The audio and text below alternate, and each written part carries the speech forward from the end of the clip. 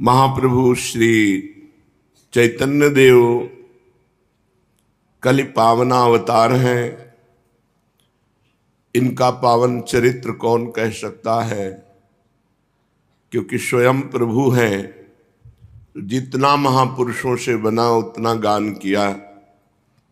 चाहे कोई कितना भी इस प्रेम रस को पी ले, इसको उलीचे, इस अगाध रस सिंधु में अणुमात्र भी कमी नहीं हो सकती। जिस किसी ने इस परम सुस्वादु आत्मानंदमय रस का यत् किंचित भी पान किया, वही धन्य हो गया। ज्ञान, वैराग्य, भक्ति, प्रेम, त्याग और विरह के मूर्तिमान विग्रह श्री कृष्ण प्रेमावतार श्री गौरांग देव का करुणा विगलित जीवन दुखी प्राणियों का एक ऐसा ही मनोरम आश्रय स्थल है। अतएव इस कलि संतप्त पाप ताप जनित नाना दुख, दैन्य, दाहग्रस्त मनुष्यों को यदि शीतलता, शांति और दिव्य प्रेमानंद की अनुभूति करनी हो तो आनंद और प्रेम के पर्याय चैतन्य महाप्रभु के इस पावन चरित्रामृत का पान अवश्य करें। अनेक महापुरुष, वीतराग महात्मा और न जाने कितने अगणित जीव महाप्रभु के लोकोत्तर जीवन से अनुप्राणित हुए हैं। प्रेम और परमार्थ के पथ पर चलकर अनेकों कृतार्थ भी हुए हैं और बहुत से आगे भी होते रहेंगे।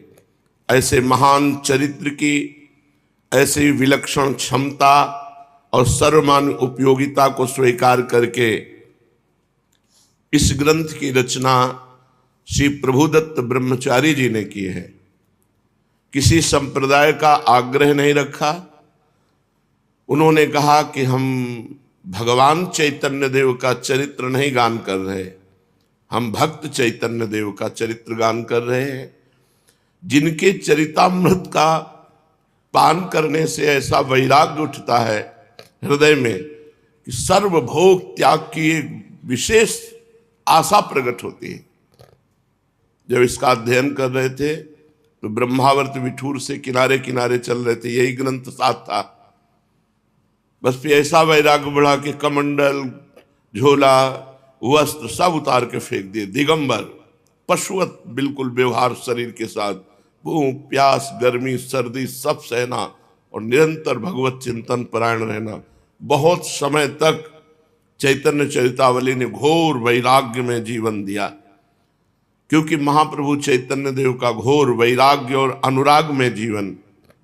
बड़े सौभाग्य होते हैं जब महापुरुषों के पावन चरित्र सुनने का सौभाग्य मिलता है। वंशी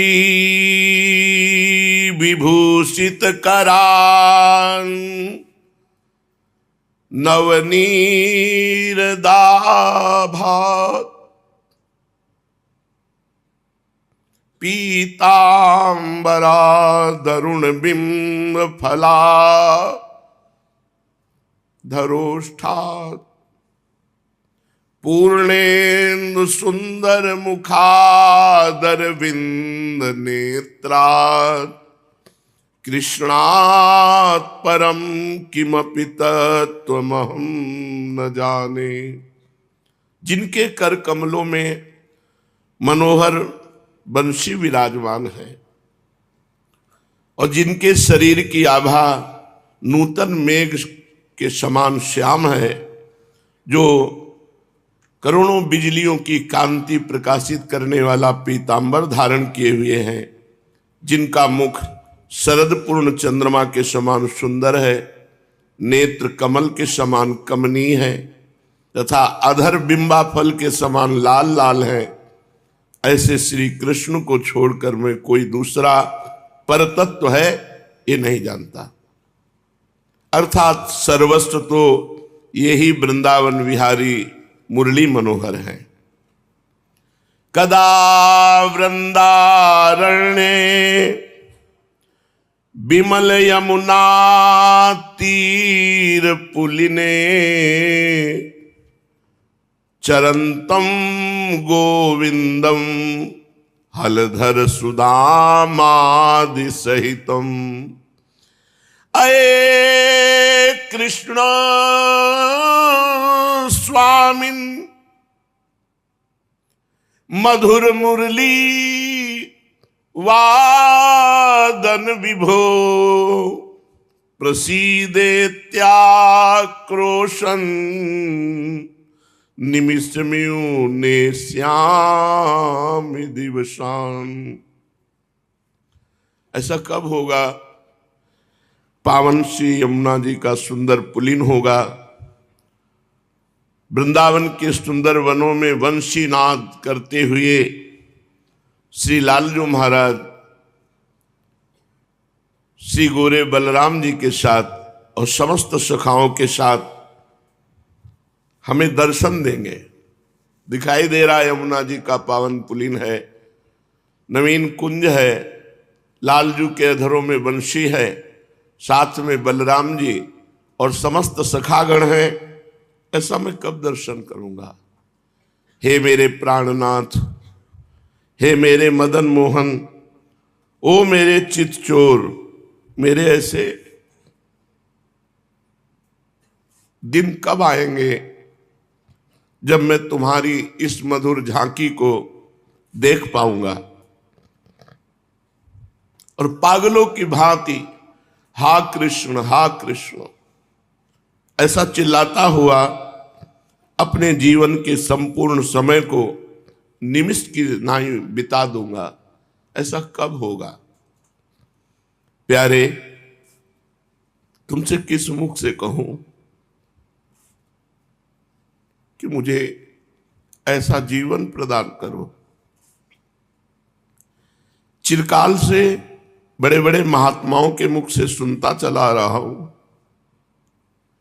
कि तुम निष्किंचनों के प्रिय हो, जिन्होंने अंतर और बाह्य दोनों प्रकार के परिग्रह का परित्याग कर दिया, जिनके तुम ही एकमात्र आश्रय हो, जो तुमको ही अपना सर्वस्व समझते हो, उन्हीं एकनिष्ठ भक्तों के हृदय में आके तुम विराजमान होते हो, उन्हीं के जीवन को असली जीवन बना देते हो, उन्हीं के तुम प्यारे हो और वे तुम्हें प्यारे हैं। प्यारे, इस पामर प्राणी से तुम कैसे प्यार कर सको? ये वंचना नहीं है, अतियुक्ति नहीं है नाथ। ये कैसे कहूं कि बनावट नहीं है? फिर भी तुम तो अंतर्यामी हो, तुमसे कोई बात छिपी थोड़ी है। प्रभु सही कहूं तो इस अधम का तुम्हारे प्रति तनिक भी आकर्षण नहीं है। रोज सुनता हूं अमुक के ऊपर आपने कृपा की, अमुक को आपने दर्शन दिए। इन प्रसंगों को मुझे अधीर होना चाहिए सुनकर, किंतु कृपालु, अधीर होना तो अलग रहा, मुझे तो विश्वास तक नहीं होता कि ऐसा हुआ भी होगा या नहीं। बहुत चाहता हूं, बहुत चाहता हूं कि तुम्हारा सतत स्मरण करूं। बहुत चाहता हूं तुम्हें छोड़कर दूसरा विचार ही न उठे। कान तुम्हारे गुण कीर्तनों के अतिरिक्त दूसरी सांसारिक बातें सुने ही नहीं। जिह्वा निरंतर तुम्हारे ही नामामृत का पान करती रहे। नेत्रों के सन्मुख तुम्हारी वही ललित त्रिभंगी युक्त बाकी चितवन नृत्य करती रहे। पैरों से तुम्हारी प्रदक्षिणा करूं, हाथों से तुम्हारी पूजा अर्चा करता रहूं और हृदय में तुम्हारी मनोहर मूर्ति का ध्यान किया करूं। किंतु नटनागर, ऐसा एक क्षण भी तो नहीं होने पाता। मन न जाने क्या इधर उधर की सोचता रहता है। जब कभी स्मरण आता है तो मन को बार बार धिक्कारता हूं कि अरे नीच, न जाने तू प्रभु को छोड़कर व्यर्थ की बातें क्यों सोचता रहता है। अरे उन मनमोहन की छवि का चिंतन कर, जिसके बाद फिर कोई चिंतनीय चीज ही शेष नहीं रह जाती। किंतु नाथ, वह मेरी सीख को मन सुनता ही नहीं। न जाने कितने दिनों से एक घटपटादि ज्ञान की बातें सोचता रहा है। विषयों के चिंतन से ऐसा विस्मय हो गया है कि तुम्हारी ओर आते ही कांपने लगता है, और आगे बढ़ना तो अलग रहा, 4 कदम और पीछे हट जाता है। कैसे करूं, क्या करूं? पूरा जीवन हो गया, अनेक उपाय किए, अपने करने योग्य साधन जहां तक कर सका सब किया, किंतु इस पर कोई असर नहीं हुआ। मन पर हो भी तो कैसे? इसकी डोरी तो तुम्हारे हाथ में है ना। तुमने तो इसकी डोरी ढीली छोड़ दी है। यदि तुम्हारा जरा भी इशारा हो जाए तो फिर मन की मजाल क्या, जो इधर से उधर तनिक भी जा सकता। मेरे साधनों से वश में हो सके ऐसी आशा मत करना, क्योंकि मुझे आशा नहीं है। तुम ही जब रोकोगे तो ये मन रुक जाएगा। मैं हारे कर जतन बहुत विधि अतिशय प्रबल अजय, तुलसीदास बस होए तबहि जब पेरक प्रभु बर जाए। आप रोक दो मेरे मन को, संसार की तरफ न जाए। प्यारे प्रभु, डांट दो इस मन को। एक क्षण भी तो तुम्हारा चिंतन नहीं करता, एक क्षण भी प्रेम सागर में नहीं डूबता। ये जीवन व्यर्थ हो रहा है। हे नाथ, जीवन को सार्थक कर दो। मेरा मनुष्य शरीर धारण करना सार्थक हो जाए यदि आपके प्रेम में मेरा मन डूब जाए। प्रभु, एक जीभ को ले लो। ये नाना प्रकार के रसों में इतनी आसक्ति है कि इसे तुम्हारे नाम जपने में मजा नहीं आता, विविध प्रकार के पकवान खाने में मजा आता है। स्वादु स्वादु पदार्थों की वांछा करती रहती है। इस जबान को हठपूर्वक लगाता हूं, किंतु बेमन का काम भी कभी ठीक होता है। नाथ, अब तो बस तुम्हारा ही आश्रय है। तुम्हारे प्रति अनुराग नहीं, विषयों से वैराग्य नहीं, जीवन में यथार्थ त्याग नहीं। जीवन क्या है? पूरा नाटक बना हुआ है। चाहता हूं अनन्य होकर तुम्हारा ही चिंतन करूं, नहीं कर सकता। इच्छा होती है जीवन में यथार्थ त्याग हो, नहीं होता। सोचता हूं संसार से उपराम हो जाऊं, हो नहीं सकता। परिग्रह से जितना ही दूर होने की इच्छा करता हूं, उतना ही अधिक संग्रही बनता जाता हूं। तुम्हारे चरणों से पृथक होने से ऐसा होना अवश्यंभावी है। प्रभु, शरीर को सुखाया भी, तितिक्षा का ढोंग किया, ध्यान जप योग आसन सभी तरफ मन को लगाया, किंतु तुम्हारी यथार्थता का पता नहीं चला। तुम्हारे प्रेम में पागल न बन सका। घूम फिर कर वही संसार, भांति भांति का रूप रखकर संसार ही सामने आया, तुम छिपे ही रहे। अब अपने ऊपर भी विश्वास नहीं रहा। ये शरीर रोगों का अड्डा बन गया है। नेत्रों की ज्योति क्षीण हो रही है, दंत खोखले हो रहे हैं, पाचन शक्ति कम हो गई, वायु के प्रकोप से शरीर के सभी अवयव वेदना में बन गए। फिर भी वही विषय चिंतन यथार्थ जीवन का लाभ नहीं कर सका। अब सब तरफ से हार कर बैठ गया हूं। अब तो एक यही बात सोच ली है, जो तुम कराओगे करूंगा, जहां रखोगे रहूंगा, जैसा नाच नचाओगे वैसा नाचूंगा।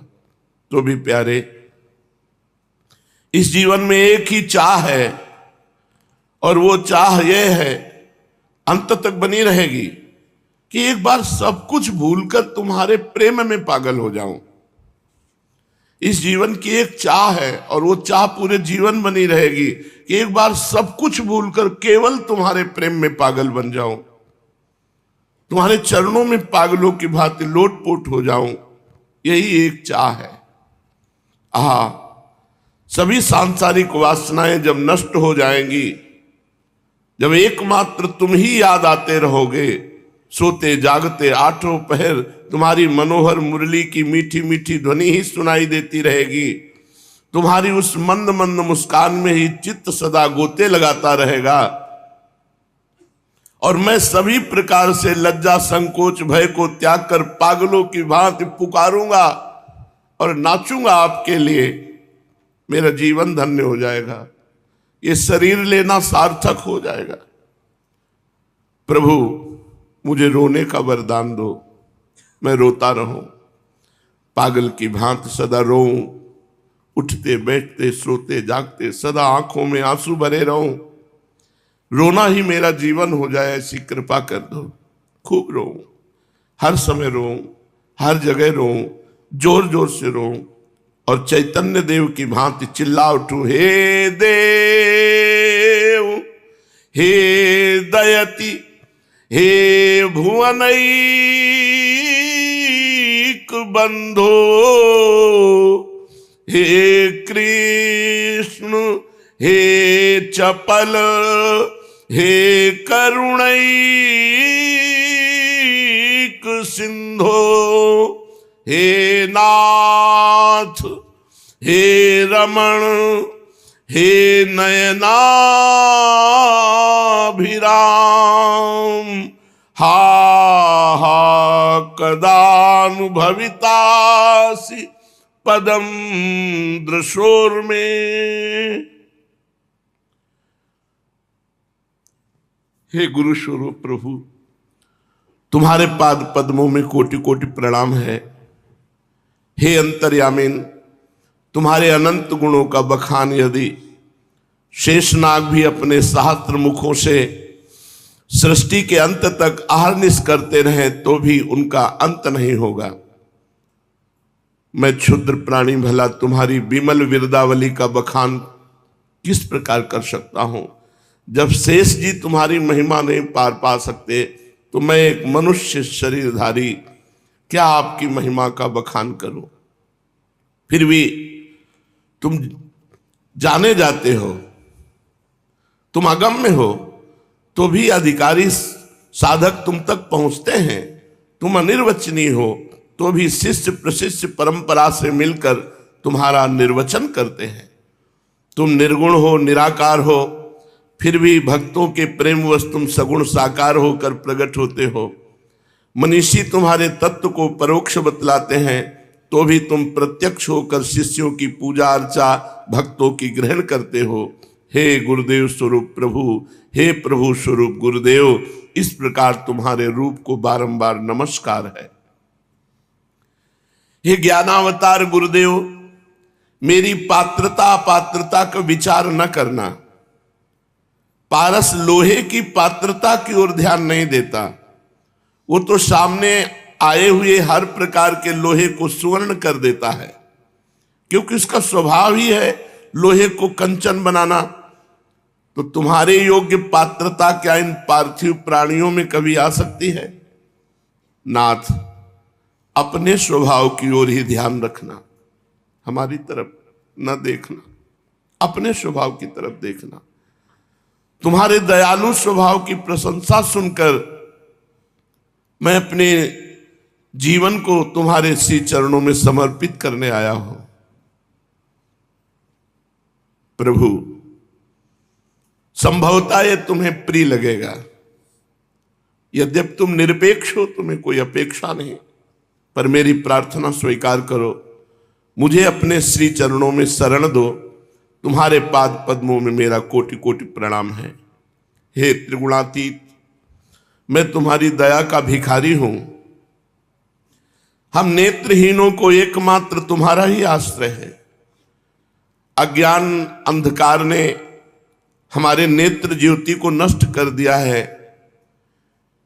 इसे अपनी कृपा रूपी शलाका से उन्मीलित कर दो, जिससे हम तुम्हारी छवि का दर्शन कर सकें।